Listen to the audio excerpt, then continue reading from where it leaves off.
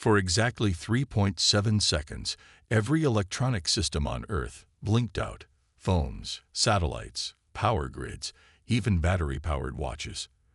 The world froze in collective confusion. And then the sky cracked. Not like thunder or storm, but like glass. A rift tore open above the Pacific, stretching across thousands of kilometers, a jagged wound of shimmering white light. From the breach emerged something colossal, dwarfing the International Space Station, larger even than the Moon's shadow during an eclipse. It hovered in low orbit, neither descending nor ascending, perfectly still, an obsidian cathedral of impossible geometry. It pulsed with a low, inaudible hum that everyone could feel in their bones. Then the voice came. Not over radios, not through screens. It wasn't heard so much as injected directly into the minds of every human on the planet. Children dropped their toys and screamed. Adults clutched their skulls and fell to their knees. The old wept. The mad laughed. "I am Iazuril," the voice said. It was ancient, smooth, and thunderous. Not booming, but calm in a way that made your heartbeat stutter. "You are a chaotic species on the edge of collapse. Your world burns with contradiction and agony. I have come to correct you." In a conference room beneath the Pentagon, General Marisa Song tried to override the blackout protocols. No response. Emergency satellites were offline.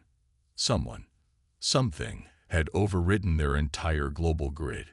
She looked up at the screen, which was broadcasting a single symbol, a spiral within a triangle, glowing gold. The voice continued. "You will surrender all planetary control to me. In return, you shall receive peace, prosperity, and elevation. Disobedience will result in calculated correction." On social media, when it finally blinked back online, arguments exploded. Some thought it was a hoax. Others dropped to their knees in worship.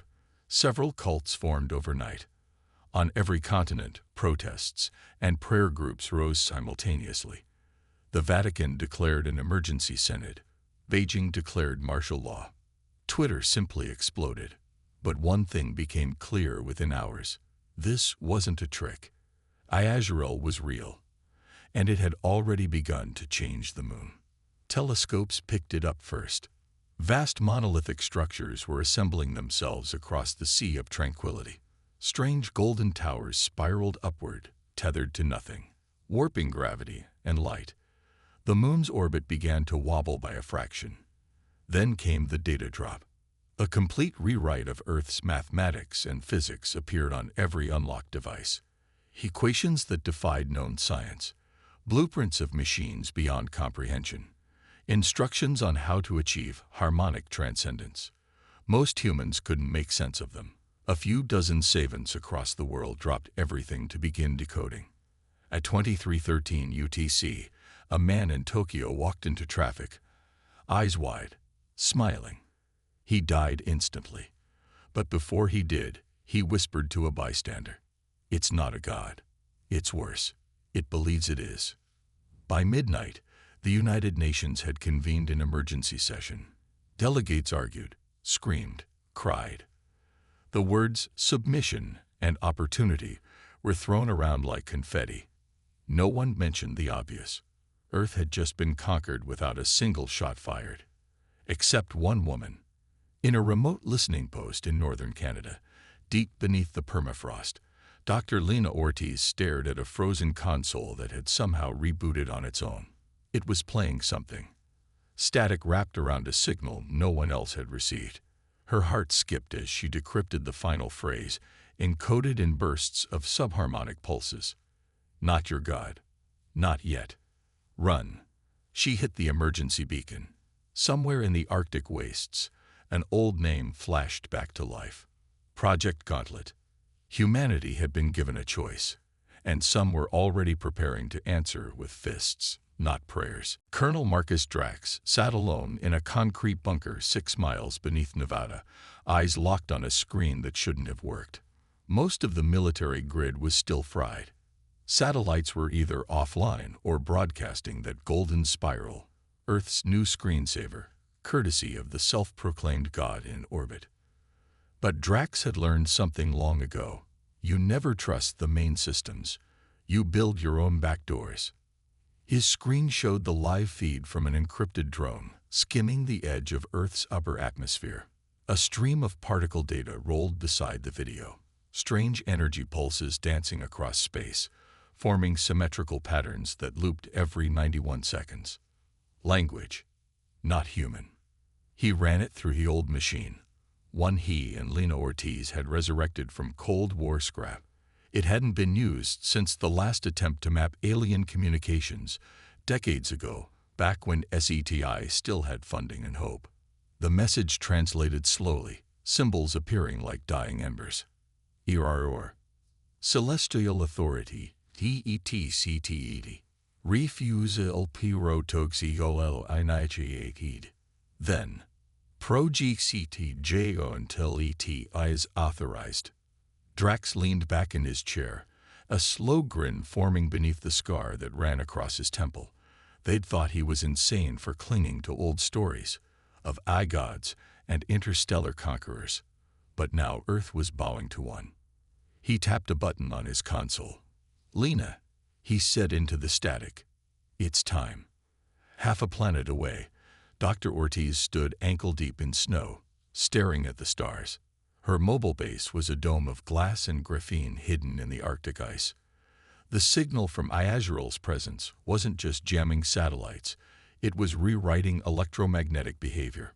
Aurora Borealis danced in ways no one had ever seen before, forming what looked like shapes, eyes, even runes. She turned as a metal pod rose from beneath the snow, warm steam curling from its vents. Inside was a briefcase sealed with 5 locks and 1 biometric scanner. Her eye specifically. She placed her face to the scanner. It beeped once, then hissed open. Inside was a cube. Matte black, unassuming. A relic from before she was born. It had no labels, no visible ports. But it pulsed like a heartbeat. The message had been clear. Refusal protocol initiated. Lena tapped her earpiece. "Marcus, we've got access to the node. Gauntlet is live." Prax's voice came through. "About damn time. How long until we can use it?" "I don't know. This tech's older than the moon." "It's older than that," he muttered. "Try feeding it raw data from the gods' broadcast. Maybe it'll react." Lena hesitated. If this thing was built to refuse gods, feeding it divine language could wake it up in a way we don't like.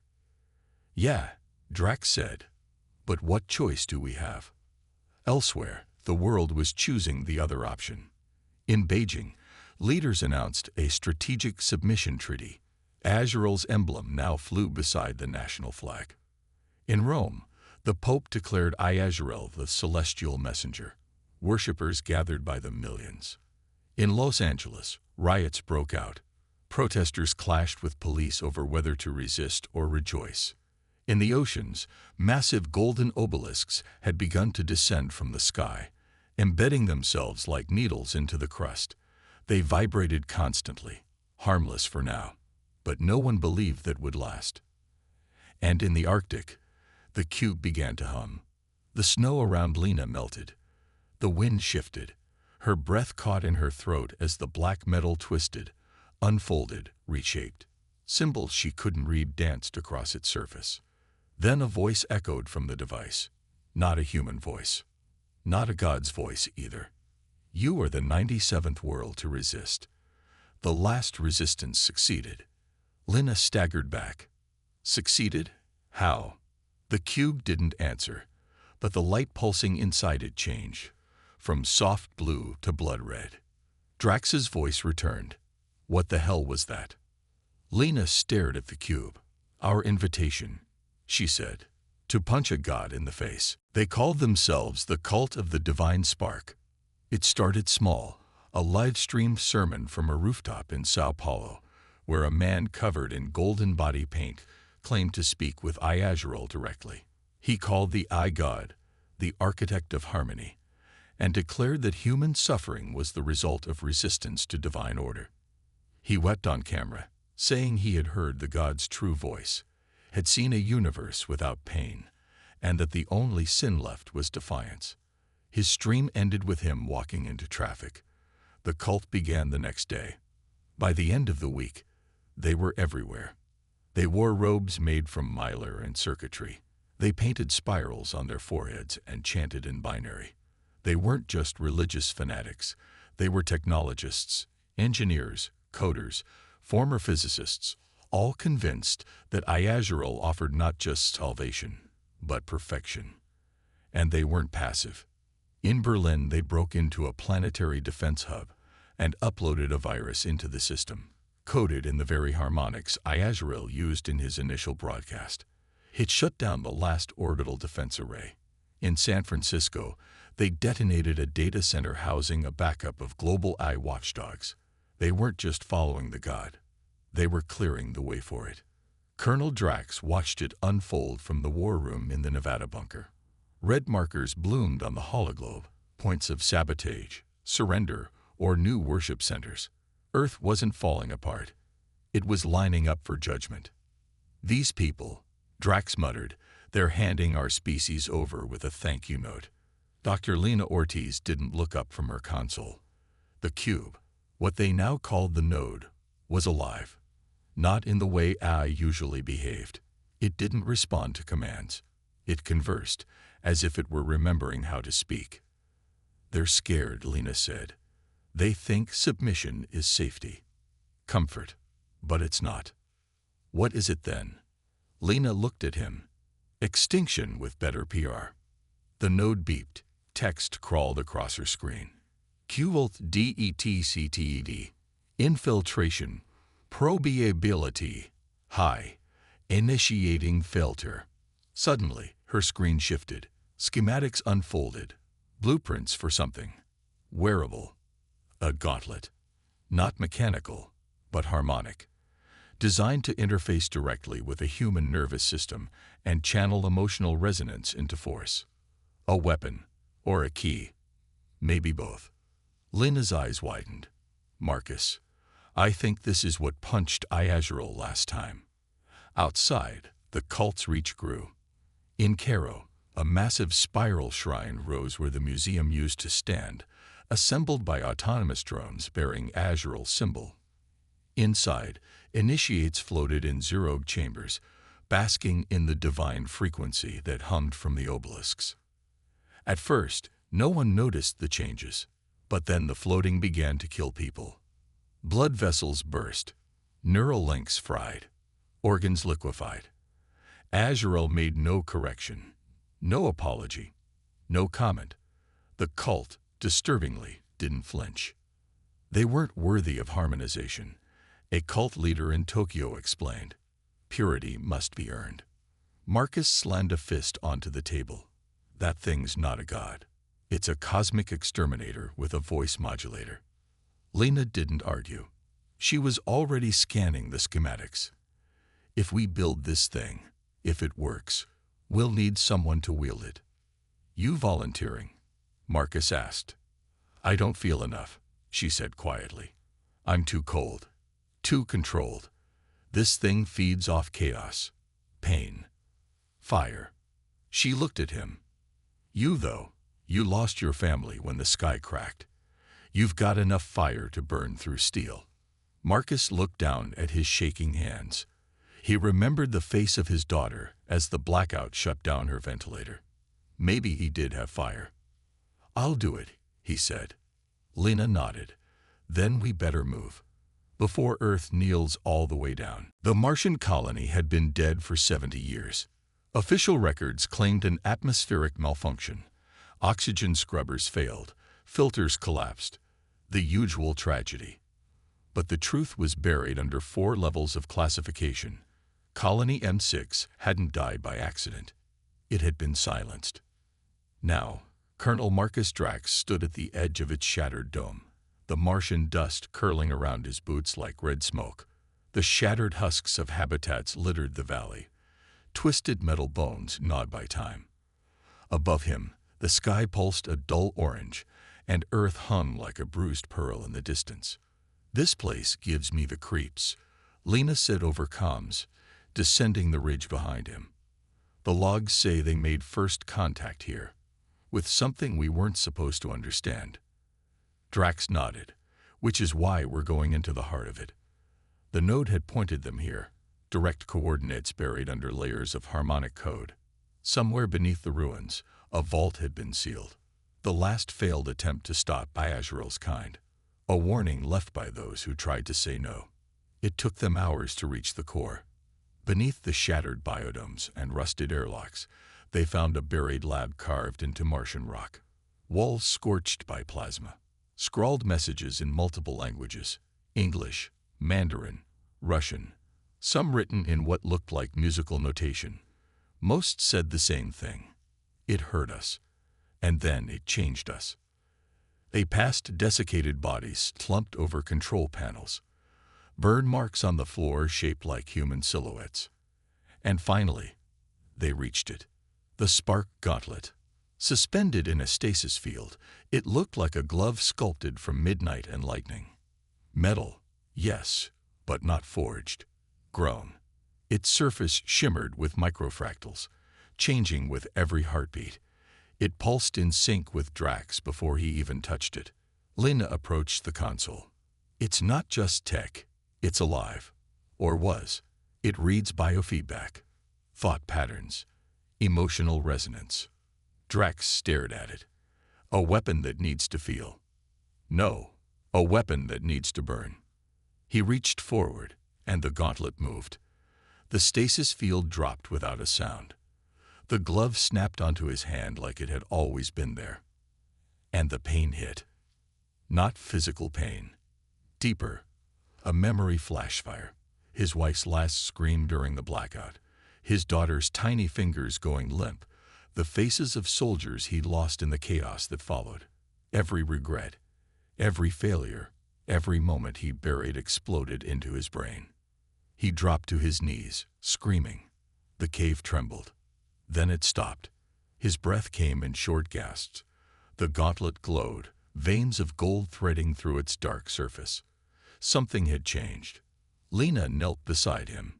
You okay? He stood slowly. Yeah, I just remembered who I am. She pointed at the display. It's fully online. We got a shot. Then let's take it.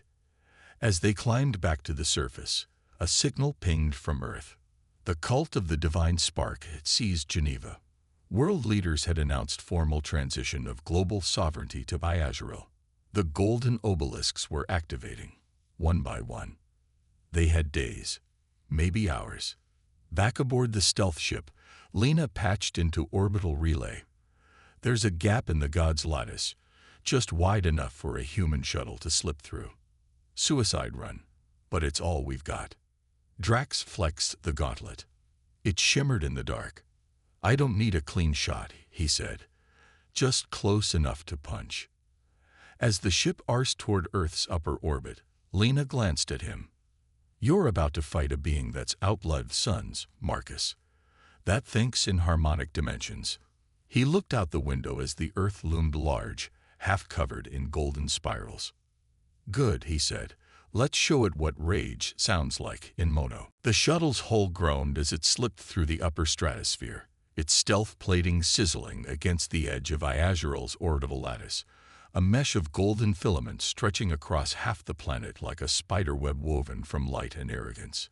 Inside, Colonel Marcus Drax sat strapped to a flight couch, the spark gauntlet glowing softly on his right hand.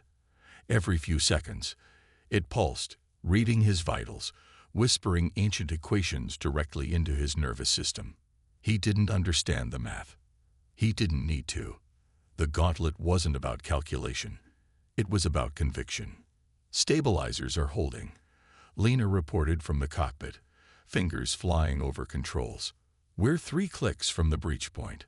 Whatever you're gonna do, you'll only get one chance. Drax nodded. He could feel it now. A vibration in his teeth, a pressure behind his eyes, as if the god was watching. Then came the voice, softer this time, but still lodged in the marrow of his bones. You ascend toward correction, Marcus Drax. Your resistance is anomalous, curious, but not unanticipated.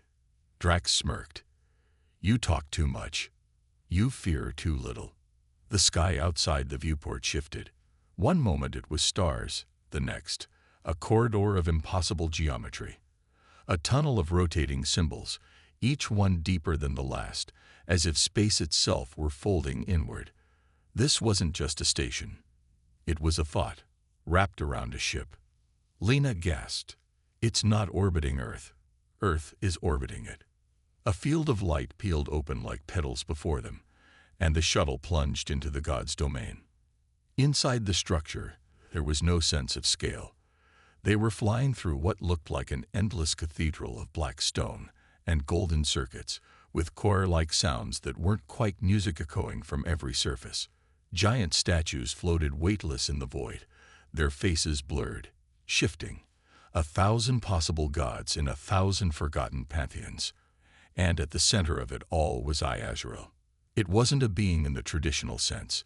It was a lattice of consciousness, a star-sized network shaped like a fractal flower. But for Drax, it resolved into something he could understand. A humanoid form 100 meters tall, woven from fire, metal, and will. Its face was a shifting triangle, always turning, never settling. This is your final moment of self. The shuttle shook violently. Warning lights screamed. It's pulling us apart. Lena shouted. Reality's coming undone. Drax stood, the gauntlet humming like a forge. Get us closer. I can't reach it from here. You'll be vaporized.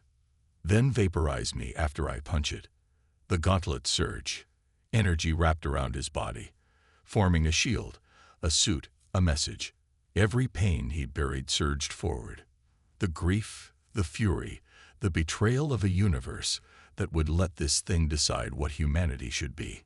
He stepped to the airlock. Open it. Lena stared at him. You're insane. Then let's hope that's one thing it didn't anticipate. The airlock hissed. Vacuum greeted him with the silence of death. And Marcus leaped. The gauntlet ignited. He soared through the fractal cathedral like a meteor wrapped in red fire, trailing his defiance across dimensions. Alarms in the god's lattice flared, and spires of golden energy struck toward him. But the gauntlet bled them off, feeding on them, turning them into fuel. Yazriel's voice grew louder. You cannot strike what you do not understand. Drax howled, a human sound in a place where no sound should exist. I don't need to understand you, he roared. I just need to hit you hard enough that you remember why you feared us the first time. And he did. The gauntlet collided with the god's core. Reality screamed, and the god flinched. Silence wasn't the absence of sound. It was the moment after something sacred breaks. When Marcus Drax struck Azrael's core, the impact didn't echo. It rippled across space, time, and whatever higher dimensions the god's form called home. The fractal body of Azrael shuddered. Spirals reversed. Symbols blinked into static. The rotating triangle that served as the god's face fractured down the middle, a golden fissure splitting it like a cracked crown. Drax tumbled backward, the spark gauntlet still glowing, its energy waning but alive. His shield flickered as he spun through the weightless cathedral. His HUD, patched directly into the gauntlet now, flashed with damage reports, most of them fatal. He should have died on impact, should have been atomized by a being older than thought itself. But he didn't. He'd heard it. Inside the shattered god, entire sectors dimmed. Statues dissolved. Circuits melted into slag. Data streams twisted into meaningless loops. From Earth's orbit, Lena Ortiz watched in stunned silence as Azrael's obelisks flickered and paused. A harmonic broadcast, the one infecting every device on the planet, stuttered like a corrupted song. Back on Earth, the cult of the divine spark fell to their knees. Some screamed. Others convulsed. A few simply stopped moving. In Geneva, the World Transition Council chamber lost all power. Azrael's golden banners burned away, disintegrating into ash. And in the Nevada bunker, ancient systems long dormant blinked to life. The node, still linked to Lena's feed, spoke again. Strike confirmed. Vulnerability mapped. Path to rupture identified. Lena leaned forward, hope igniting like a matchstick. "Drax," she whispered, "you made it bleed." In the spiraling heart of the god, Drax gritted his teeth and righted himself. The gauntlet was nearly drained, the red energy pulsing faintly now. His right arm ached from shoulder to fingertips. He couldn't tell where the metal ended and the pain began. Azrael's voice returned, not loud now, but tight, frayed, wounded. "This expression should not exist. You are chaos, a spark that defies entropy." Drax spat blood into the void. "You're damn right." The god tried to rebuild itself. Tendrils of light reached inward, restitching torn lattice strands. The massive triangular face was repairing, but slower now. Hesitant, Marcus could feel it. For the first time since its arrival, the god was uncertain. He looked down at the gauntlet. "You've got one more hit in you, don't you?" he whispered. It pulsed once. The node's voice echoed in his mind, patched through from Lena. "Secondary strike opportunity. Revealed. Core consciousness vulnerable. Must reach cognitive spine. Chance of survival. 4%. Drax chuckled. "Best odds I've had all week." He pushed off a floating platform, propelling himself toward the god's center again. As he passed through the spiraling corridor of data, something strange happened. The fractals bent away from him, recoiling like flesh from flame. The god was learning fear. From Earth to Mars, people began to feel it. Not just see the glitch, but feel it. A presence that had pressed down on their thoughts for days lifted, if only slightly. Like the gravity of obedience had eased. And for the first time, humanity dared to hope. Lena watched the gauntlet's telemetry dance across her screen, the final coordinates flashing like a countdown. "Marcus," she said through the comms, "do not stop now." His voice came back, ragged but steady. "Not stopping." He rocketed forward as Azrael screamed, not with sound, but with ruptured logic. A scream of a god realizing it might lose.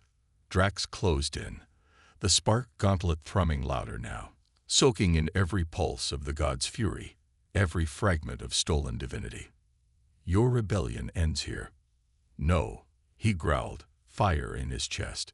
"My species begins here." And with a roar that came from every ancestor who'd ever refused to kneel, Marcus Drax prepared to strike again. Marcus Drax had never flown before, not like this.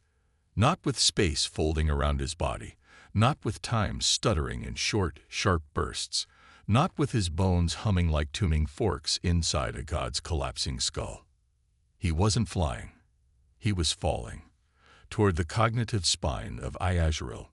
The god's inner core spun like a galaxy on fast forward. Structures impossible to describe. Part neural lattice, part cathedral, part mirror, floated in a fluid vacuum. Every strand of light carried data, every pulse a memory older than stars. This was where Azrael fought, where it felt, where it commanded the shape of reality. And Marcus was about to drive his fist straight into its mind.